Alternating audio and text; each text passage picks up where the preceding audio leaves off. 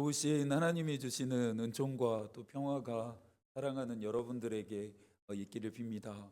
화창한 또 가을 날씨가 이렇게 내리쬐니 저희의 마음도 또 더 맑고 밝아지는 것 같습니다. 오늘은 성령 강림후 제 24주이면서 스가랴서 강의 8번째 시간입니다. 스가랴서는 우리에게 하나님의 나라를 보게 한다라고 하는 점에서 특별한 의의가 있습니다. 예수께서는 제자들에게 하나님의 나라가 이 땅 가운데 임하기를 기도하라 가르치셨습니다. 나라가 임하시오며라고 하는 이 기도는 하나님의 나라에 대한 적극적인 반응이라 할 수 있습니다. 예수 그리스도의 오심으로 말미암아 하나님의 나라는 우리 가운데 지금 임했습니다. 하지만 그 나라는 아직 완성됐다 말할 수는 없습니다. 우리가 경험하고 있는 하나님의 나라는 지금과 아직 사이에 있습니다. 예수께서 이 기도를 제자들에게 가르치심은 제자들로 하여금 지금과 아직이라고 하는 이 긴장 사이에서 살아가도록 준비를 시키신 것이고, 또 이 준비가 필요했던 것은 아직 완성되지 않는 하나님의 나라를 위한 사명을 일깨우기 위함이었습니다. 이 제자들이 해야 했던 이 준비를 우리도 해야 합니다. 또 하나님의 나라를 위한 제자들의 사명은 우리의 사명이기도 합니다. 그 준비와 사명을 마태복음 24장 14절에서 말합니다. 이 천국 복음이 모든 민족에게 증언되기 위하여 온 세상에 전파되리니 그제야 끝이 오리라.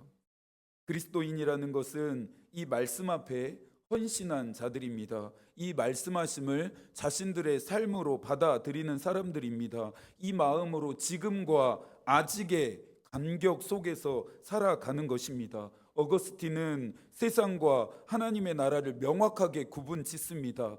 하나는 인간의 기준으로 살아가는 사람들로 구성된 세상은 세상의 도성이고, 또 다른 하나는 하나님의 뜻으로 살아가는 하나님의 사람들로 구성된 하나님의 나라이다. 요즘 세상이 어지럽고 소란한 것 같습니다. 하나님의 뜻으로 살아가는 그리스도인들을 통해, 또 우리를 통해 이 세상에 참된 평화와 안식이 있기를 소망합니다. 오늘의 본문의 내용을 구체적으로 살펴보기 전에 먼저 확인하고 넘어가야 할 표현이 있는데요. 이 표현이 8장에서 반복되어지는 만큼 오늘 우리가 살펴볼 내용이 심상치 않음을 알게 됩니다. 1절입니다. 만군의 여호와의 말씀이 임하여 이르시되, 만군의 여호와의 말씀이 임했다라고 하는 표현이 1절과 2절과 4절, 6절, 7절, 9절, 11절, 14절, 18절, 19절, 20절, 23절에까지 반복되어지고 있습니다. 만군의 여호와라고 하는 이 이름은 하나님의 절대적인 권능, 하나님의 왕의 왕 되신 능력이 사용되어지는 곳에서 발견됩니다. 스가랴에게 만군의 여호와께서 말씀하셨다함은 위대한 하나님의 권능, 놀라운 하나님의 능력이 이제 곧 나타나게 될 것임을 의미합니다. 앞선 장들에서 계속해서 확인하고 있는 것은 성전을 재건하고 이스라엘 백성들의 신앙과 삶을 개혁시키며 이것을 통해 장차 하나님의 영광이 드러나게 하는 일을 행하시는 분은 하나님이시라고 하는 점이었습니다. 자신을 만군의 여호와로 드러내시면서 말씀하시는 그분의 음성을 듣는 스가랴는 하나님이 말씀하시는 것들이 이제 반드시 성취되어질 것임을 확신해야 합니다.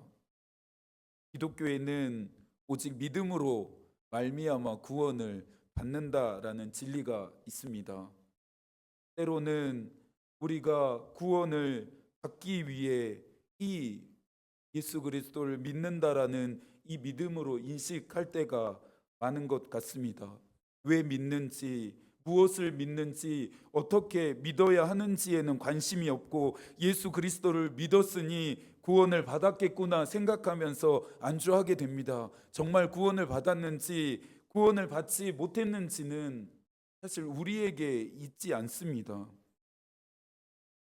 이런 믿음의 정도이니 하나님의 말씀이 믿어지지 않는 것입니다. 아니, 하나님의 말씀을 믿지 않는 것입니다. 우리는 세상이 말하는 것은 잘 믿습니다. 사람들이 말하는 것도 잘 믿습니다. 하지만 신기하게도 이상하게도 하나님이 말씀하시는 것은 믿지 않습니다.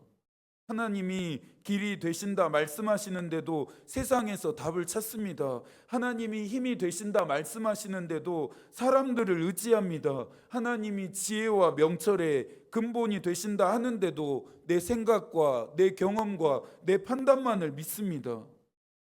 우리가 현실이라는 땅을 밟고 살고 있기 때문에 일정 부분 이해 못하는 것은 아닙니다. 그런데 문제는 하나님 나라의 백성이라고 하는 우리의 정체성을 부정하며 살아간다라는 것이죠. 서두에서 인용한 어거스틴의 말처럼 그리스도인은 하나님의 뜻으로 살아가는 사람들인데, 그리스도인이라고 말하면서 그리스도를 믿는다라고 말하면서 우리는 하나님의 뜻으로 살고 있지 않다라는 것입니다. 세상적인 방식으로 답을 찾고 인간적인 도움을 의지하고 내 생각대로 하는 것 자체가 문제라고 말씀드리는 것이 아닙니다. 이런 것들보다 하나님이 우리의 인생에서, 우리의 삶에서 우선순위가 밀리지 않아야 함을 말하는 것입니다. 사랑하는 여러분, 하나님의 말씀을 믿으십시오. 하나님의 약속을 믿으십시오. 믿어야 본전이다라고 하는 마음 말고 반드시 하나님이 말씀하시고 약속하신 것은 이루어진다 믿으십시오. 믿지 않으니 하나님의 역사가 일어나지 않는 것입니다. 믿으며 기도하지 않으니 하나님의 응답이 없는 것입니다. 베드로전서 1장 7절입니다. 너희 믿음의 확실함은 불로 연단하여도 없어질 금보다 더 귀하여 예수 그리스도께서 나타나실 때에 칭찬과 영광과 존귀를 얻게 할 것이니라. 여러분의 믿음을 분명히 하실 수 있기를 바랍니다. 오늘 말씀을 통해 황폐했던 예루살렘은 하나님의 나라가 임함으로 이제 풍요와 번영의 땅으로 변모합니다. 3절의 말씀을 함께 읽어볼까요? 여호와가 이같이 말하노라. 내가 시온에 돌아와 예루살렘 가운데 거하리니 예루살렘은 진리의 성읍이라 일컫겠고 만군의 여호와의 산은 성산이라 일컫게 되리라. 하나님은 시온으로 돌아오고 예루살렘 가운데 거하신다 말씀합니다. 지금 이스라엘이 이토록 아픈 역사와 비참한 현실을 겪었던 것은 하나님이 그들을 떠나셨고 그들과 함께 하지 않으셨기 때문입니다. 이것은 하나님의 의지라기보다 하나님의 말씀을 듣고도 돌이키지 않았던 이스라엘 백성들의 죄악 때문이었습니다. 하나님의 백성이라 자랑하고 자긍심을 가졌던 나라가 멸망하고 그 백성들이 포로로 끌려가는 모습을 보면서 이방 나라와 민족들은 손가락질하며 비웃었습니다. 하나같이 이제 이스라엘 백성의 역사는 끝났다 말했을 것입니다. 하지만 이것은 하나님이 시온에 돌아오지 않으시고 예루살렘 가운데 거하지 않으실 때의 일입니다. 하나님은 스가랴에게 오늘 뭐라고 말씀하십니까? 내가 시온으로 돌아오겠다. 내가 예루살렘 가운데 거하시겠다 말씀하십니다. 수치와 조롱과 저주와 비웃음의 상징이었던 예루살렘은 진리의 성읍으로 불리우게 되고 그 꼭대기는 만군의 여호와의 성산이 됩니다. 유럽에서 기독교가 쇠퇴하고 있다는 소식이 전혀 생소하지 않음은 이 오래 전부터 지속적으로 진행되고 있기 때문이겠죠. 유럽 전역의 교회들이 카페로, 또 콘서트장으로, 나이트클럽으로, 호텔로, 문화시설로 팔리고 있습니다. 심지어 모스크로도 바뀌고 있다는 소식도 듣고 있습니다.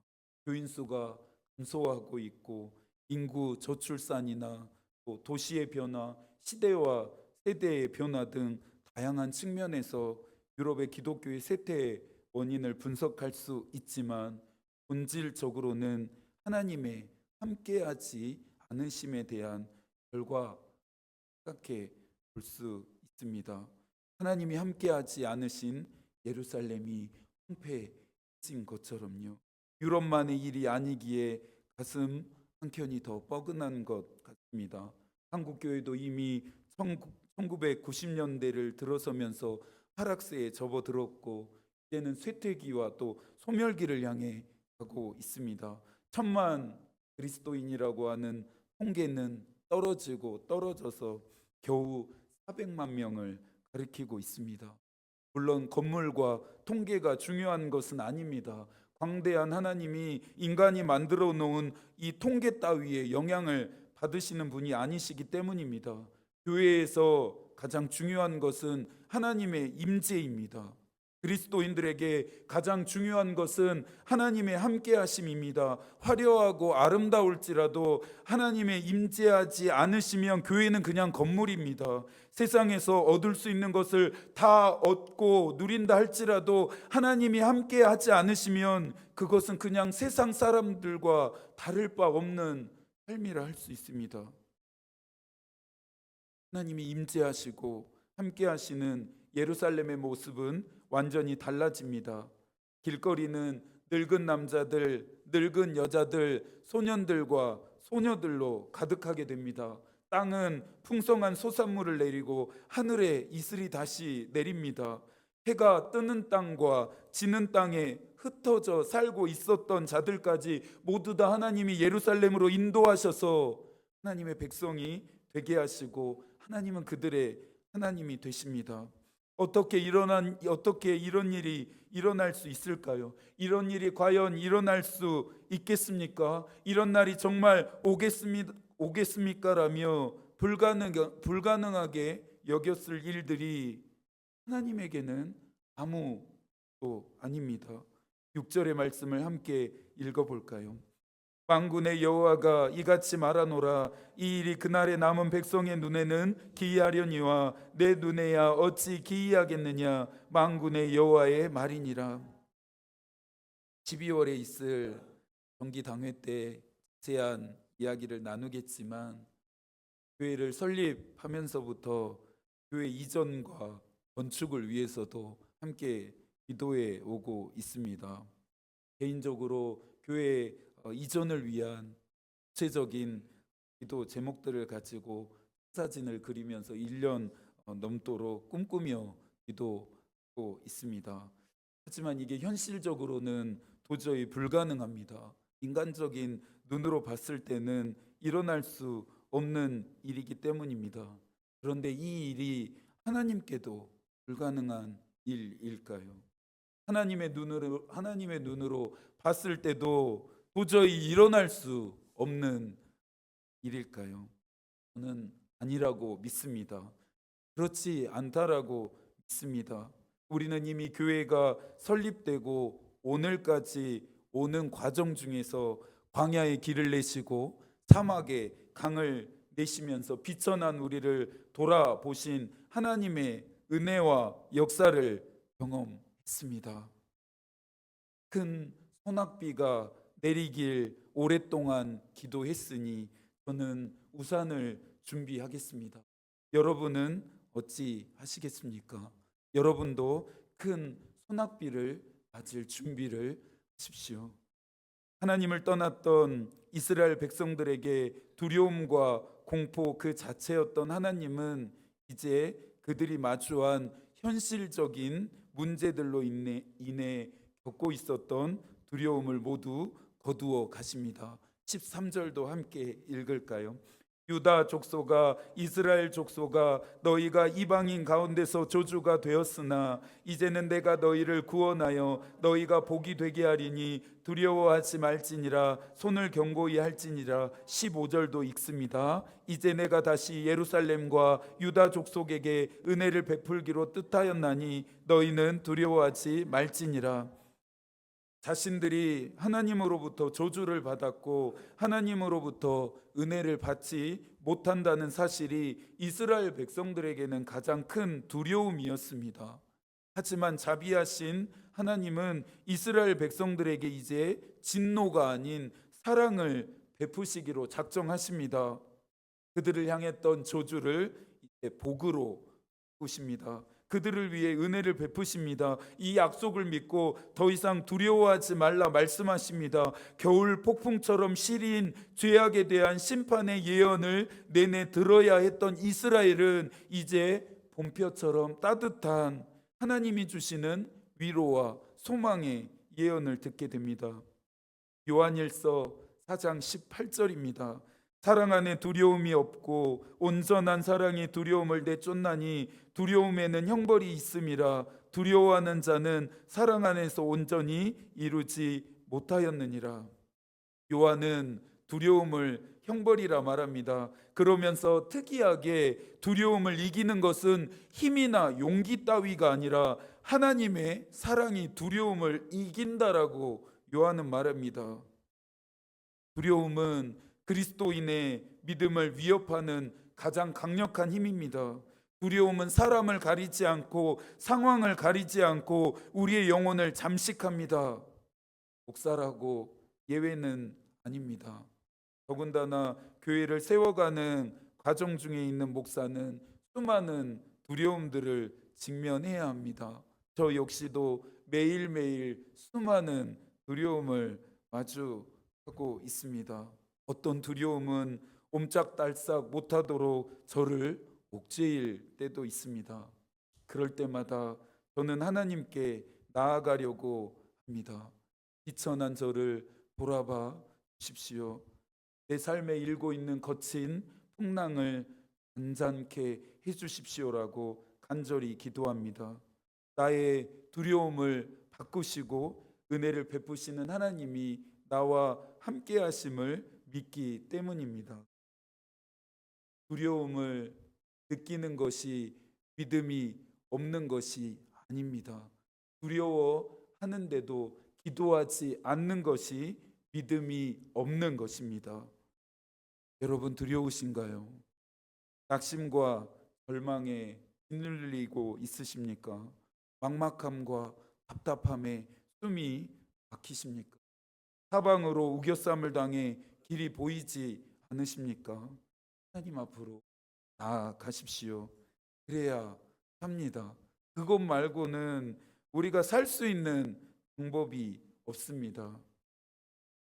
토마스 아킨피스의 그리스도를 본받아라고 하는 책의 제30장은 하나님의 도우심을 구하고 은혜가 회복될 것임을 확신함에 대한 내용인데요. 한번 들어보시겠어요? 그리스도께서 말씀하시는 것인데요. 나는 환난 날에 너의 힘이 되어줄 너의 주님이다. 내가 어려운 일이 있을 때마다 내게 오라. 내가 하늘의 위로를 받는데 가장 큰 방해가 되는 것은 기도하기를 지체하는 것이다. 즉 내가 내게 와서 간절히 기도하기 전에 먼저 외적인 것들에서 이런저런 위로와 즐거움을 얻고자 하는 것이 하늘의 위로를 받는데 가장 큰 장애물이 되는 것이다. 지난 한 주간 진행된 제3차 온교 아침 기도회를 통해 우리는 이 말씀하심의 뜻이 무엇인지를 확인했습니다. 계속되는 내용도 들어보시겠어요? 하지만 이제 폭풍이 지나갔으니 숨을 고르고 내 긍휼의 빛 가운데서 강건하게 되어라. 왜냐하면 나는 내 가까이 있어서 너의 모든 것을 원래대로 회복시켜 줄 뿐만 아니라 이전보다 풍성하고 차고 넘치게 회복시켜 주겠다 이미 말하였기 때문이다.